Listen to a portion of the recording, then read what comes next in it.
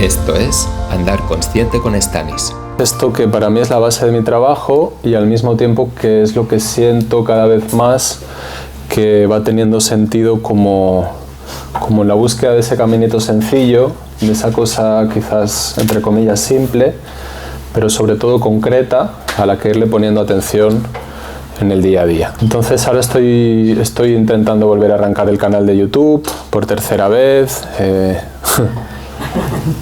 He grabado como 600 veces una introducción y creo que al final he conseguido una que me medio gusta. Bueno, la cosa del contenido que quiero ir compartiendo es el intentar crear algo así como un pequeño manual de instrucciones para seres humanos en prácticas, ¿no? Yo creo que es un buen título para definirnos, ¿no? Estamos en prácticas y creo que nos morimos estando en prácticas. Al que yo cada vez considero más mi maestro, que es Marcelo Antoni, que fue el primer profesor que tuve, que sigue siendo mi terapeuta y mi supervisor. Él con 74 o 76 años que tiene ahora. 78. Mira. Con 78 años, él sigue yendo a grupos como estos de alumno, ¿no? Y, o sea, desde un nivel de humildad, desde un nivel de asumirse humano, que a mí me fascina. Y no hace mucho en una supervisión, Marcelo me decía, bueno, es que hay una parte del carácter con la que nos vamos a morir, ¿no? Que es como decir, o la aceptas, porque te vas a ir con ella, no va a cambiar. Esto que antes hablábamos, ¿no? de lo nuclear, de lo que está más en la base. Entonces desde ahí, bueno, yo creo que parte de este manual de instrucciones pues tiene mucho que ver con el aceptar lo que hay, ¿no? Y si hay algo que está en todas y en todos es que hay 3 niveles de la experiencia humana, de esto sí me habéis escuchado mucho hablar. Hay un nivel más cognitivo, más mental, donde recibimos pues imágenes, palabras, conceptos, donde intentamos que la vida tenga algún sentido, cosa que a veces no nos es fácil. Hay un segundo nivel, que es el nivel emocional, donde nos gustaría que pudiéramos poner este primer nivel más cognitivo, nos gustaría entender nuestras emociones. A veces hablamos de gestión emocional como si fuera algo que yo puedo gestionar desde mi cabeza. Y quizás la única gestión que puedo hacer con todo este mundo de los sentimientos es darle espacio, ¿no? Darle espacio, conocer su función, entender para qué vienen las emociones. Y el tercer centro, que igual es el más complejo de todos, que es el que hemos estado moviendo un poquito ahora, pues es este centro instintivo, este centro corporal, el centro somático también se le llama, porque es donde de alguna manera todas esas cosas que vivimos impactan, ¿no? Impactan en última instancia en nuestro cuerpo. Entonces, si no tenemos claro que hay estos 3 niveles de la experiencia humana y vamos poquito a poco dándoles algo de espacio a cada uno de ellos, tendemos a lo que Claudio Naranjo llamaba vivir en el ático de nuestra mente, ¿no? Vivir como en esta parte solo cognitiva. Y ahí creo que viene una gran parte de nuestra frustración.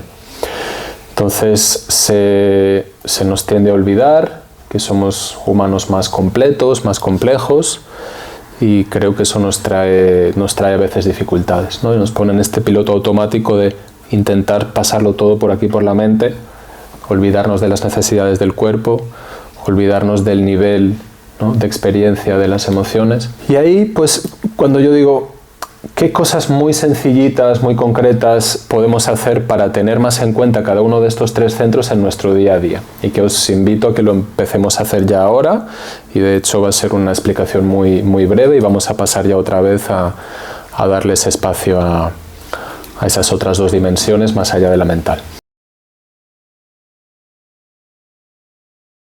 Pues con el cuerpo hay 2 cosas importantes y a la vez yo creo que imprescindibles. La primera es la postura que tenemos. Y este es un asunto que cada vez está más estudiado en neurociencia, como el hecho de que yo lleve durante mi día una cierta postura o lleve otra, afecta muchísimo a todos los procesos cognitivos, a los procesos mentales, pero sobre todo afecta mucho a mi estado de ánimo, afecta mucho a cómo me siento.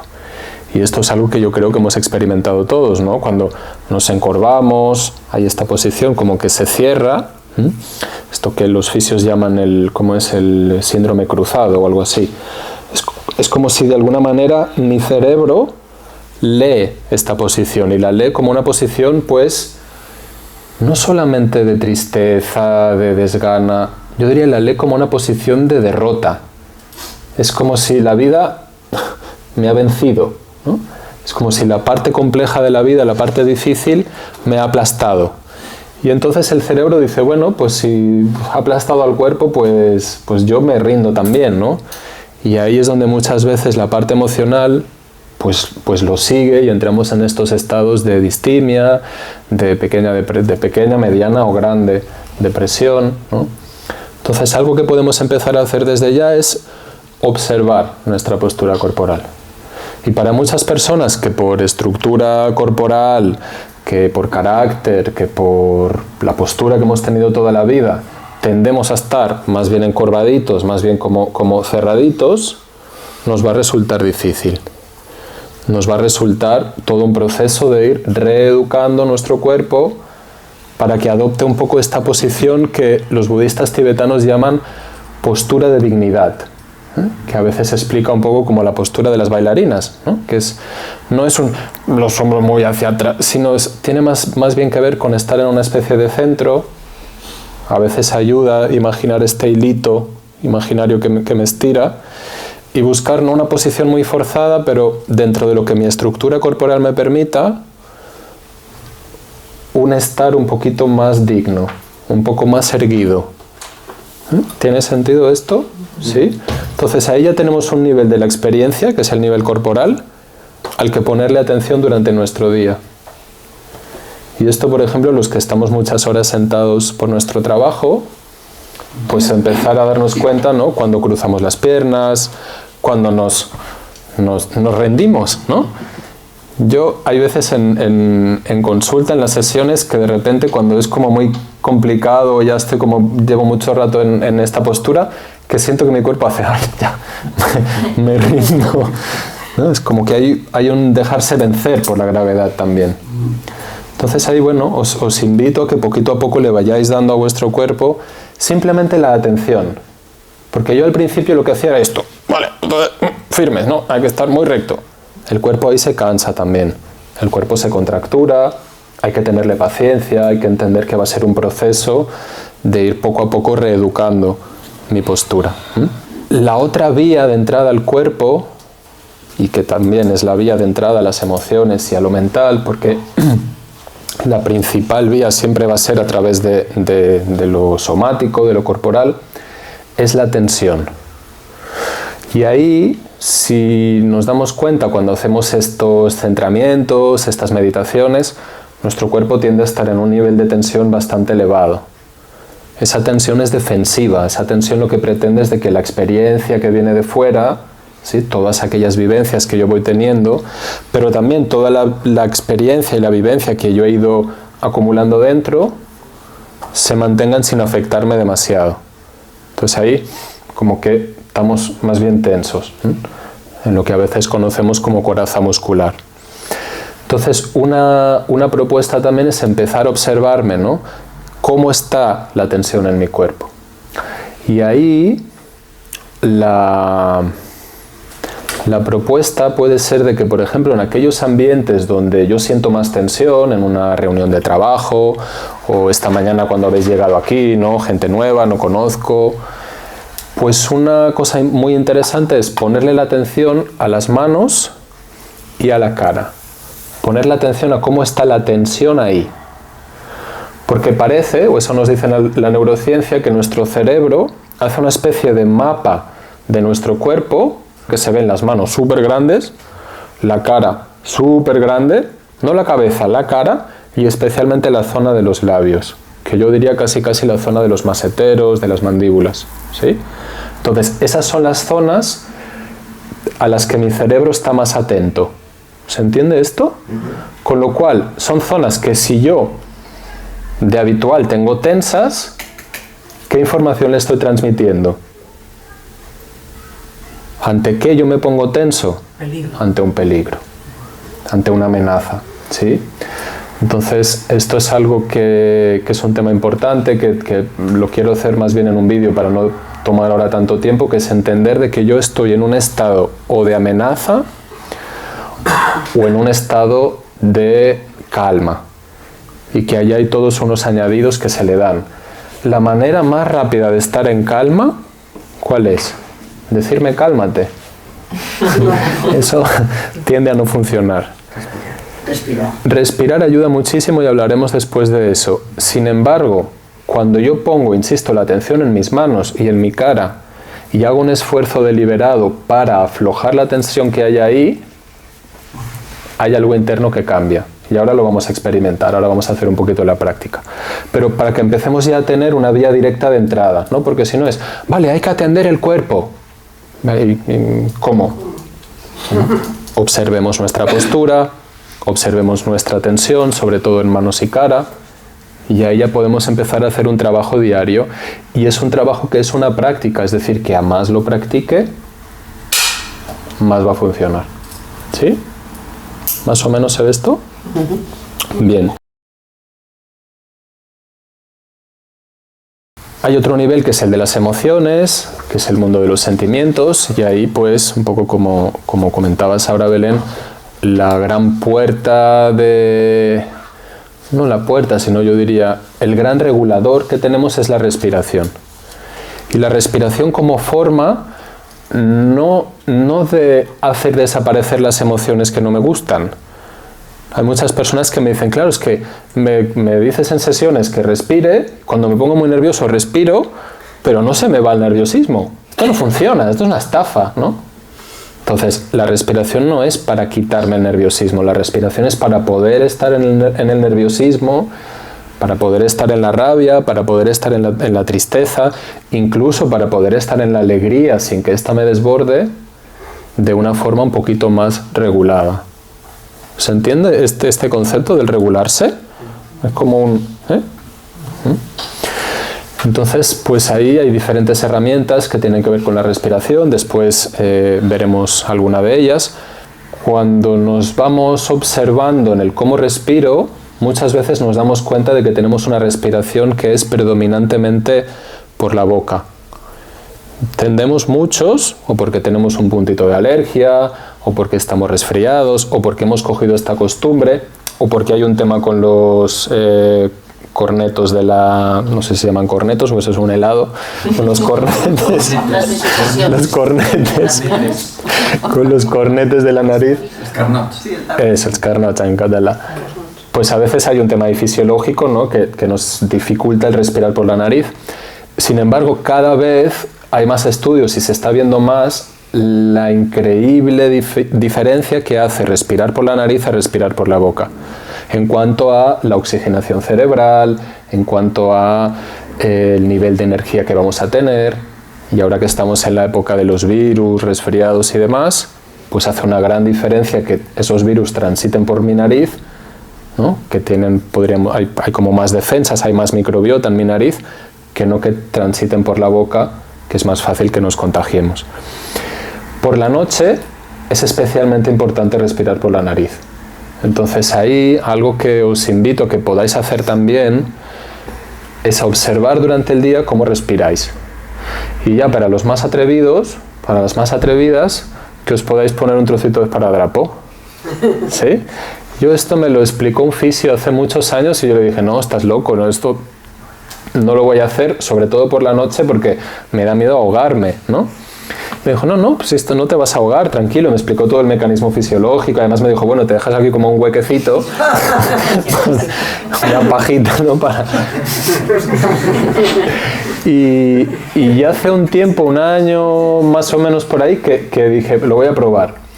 Y definitivamente me ha ayudado a dormir mejor.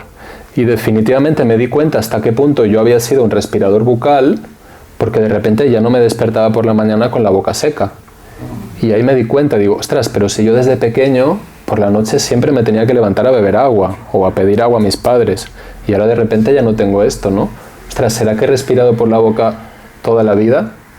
Y ahí, claro, entró mi parte obsesiva y dije, ¿será que esa es la raíz de todos mis problemas? Y evidentemente no. Sin embargo, insisto que está cada vez más estudiado la diferencia que hace y el beneficio que nos da respirar por la nariz.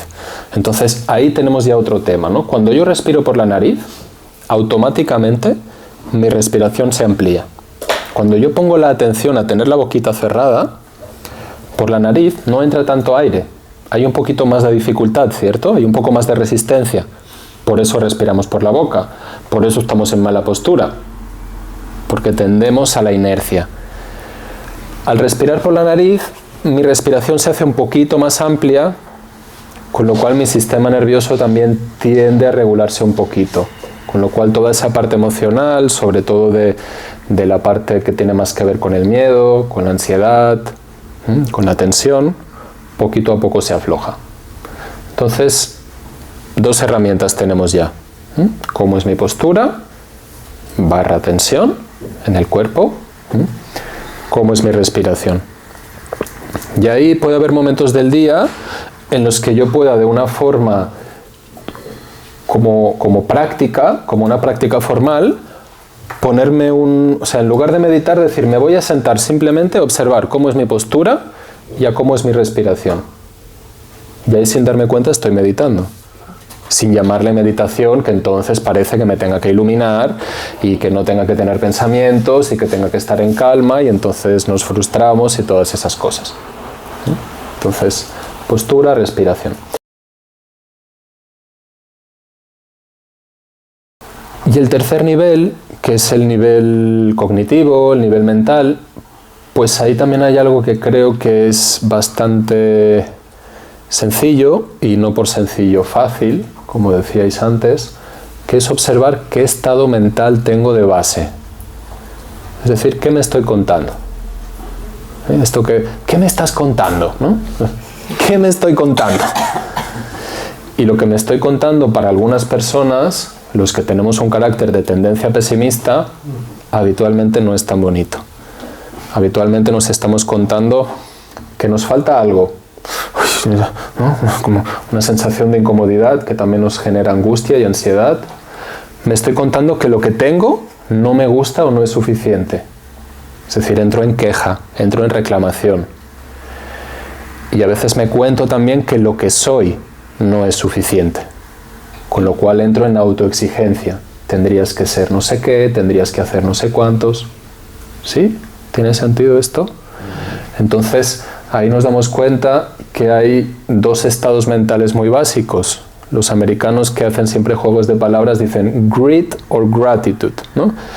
Que sería algo así como, yo estoy en un estado de pedirle más a la vida, ¿no? En un estado de avaricia, de reclamo, de me falta, en un estado de carencia en última instancia, o estoy en un estado de agradecimiento. Estoy en un estado donde yo puedo decir, gracias, es suficiente. ¿Sí? Eso me lo enseñaste tú. Gracias, es suficiente. Y el suficiente no como un suficiente del cole, sino como un suficiente de excelente, de está perfecto, de no necesito nada más. Pues tenemos ya esos tres niveles de observación, esos tres niveles de intentar a lo largo de mi día. Evidentemente yo no puedo estar todo el rato, a ver la postura, la respiración, a ver qué me cuento. Hay cosas que hacer, pero si yo puedo ir parando de vez en cuando y preguntarme, ¿qué me estoy contando? ¿Qué mensaje le estoy dando a mi cerebro a través de mi postura? ¿Qué regulación de mis emociones estoy haciendo a través de mi respiración? Quizás ahí poquito a poco yo pueda ir ganando algo de bienestar. En cualquier caso, esa es un poco la propuesta de algo concreto, que es lo que yo estoy intentando observar este año, ¿no? Lo tengo ahí en la nevera, ¿no? Una postura de dignidad, respiración calmada, estado mental de agradecimiento. El agradecimiento es esto de gracias, es suficiente. Valoro lo que tengo. ¿Me gustaría más? Sí, somos humanos, esto también forma parte del ser humano, somos ambiciosos, deseamos más, nos gustaría ser más también, pero poder decir es suficiente, parece que eso nos trae un poquito de calma, ¿no? Como que eso nos baja este estado interno de angustia, de ansiedad, de malestar, en el que sin darnos cuenta nos metemos. Así que postura de dignidad, respiración calmada, agradecer lo que tengo.